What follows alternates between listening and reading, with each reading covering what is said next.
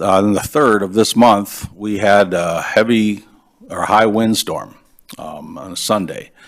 This created some down secondary lines. The biggest one was on Madison Street between Pleasant and Prospect. We had to do a full road closure. Slide.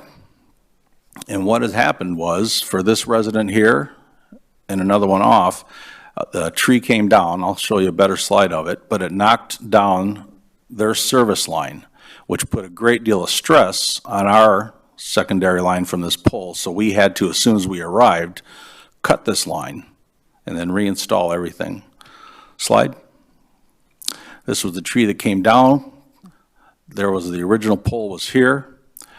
This pulled on the line and snapped this pole in half. Well, not in half, but near the base. Hold, please.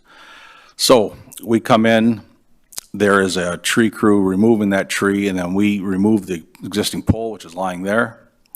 And then we started to auger in order to install our new pole. Next.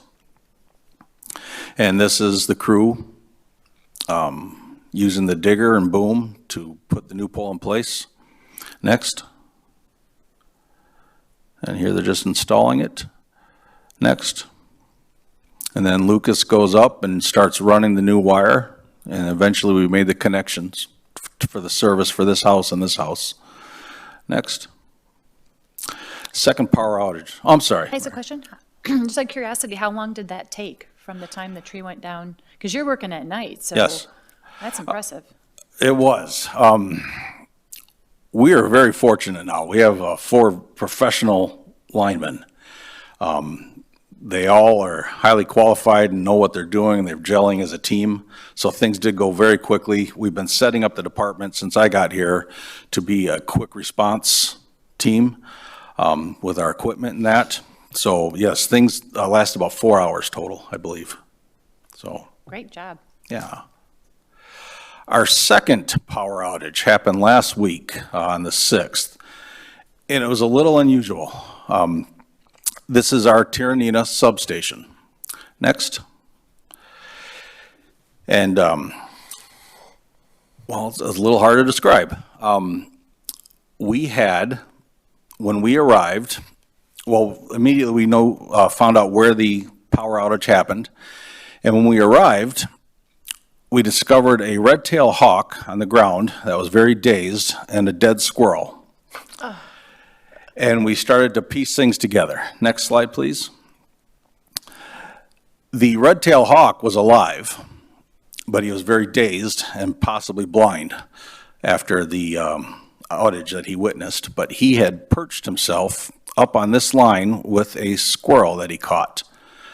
Now, somehow either the squirrel was still alive, but it broke free and fell right at this connection here between the bus and the insulator. And what this created was a fault to the ground. So unfortunately, the squirrel did not survive. If you're squeamish, I'm about to show a picture of it. You might want to close your eyes. But next. It was right here where this connection or the disconnect happened, or the out of the fault, I'm sorry. And Austin immediately, once the team showed up and they started to disconnect all the breakers, then Austin pulled the switches on all these, and he was what the problem was this insulator right here. I actually brought it. I like props. Piece missing. So you'll see that the squirrel, when he landed on that connection, I'll hold that slide well. He basically created a fault, and it traveled through the fins and busted the top one, and that's what created the outage right there. And you can see the charring on it as well. On the side. So hold there, please. And basically, this was a bit of a longer process. And again, I'm glad we had the professionals that we do. Whenever I'm in the substation, I'm very nervous about what I'm touching because everything's metal, and you know, if you touch the wrong wire or the wrong box, you could get hurt.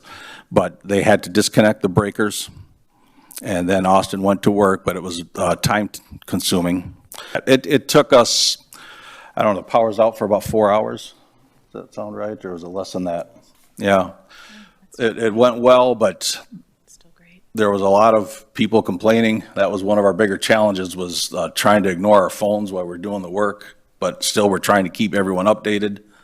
So, but it was taken care of. The squirrel did not survive, like I said, unfortunately, but the hawk did, so.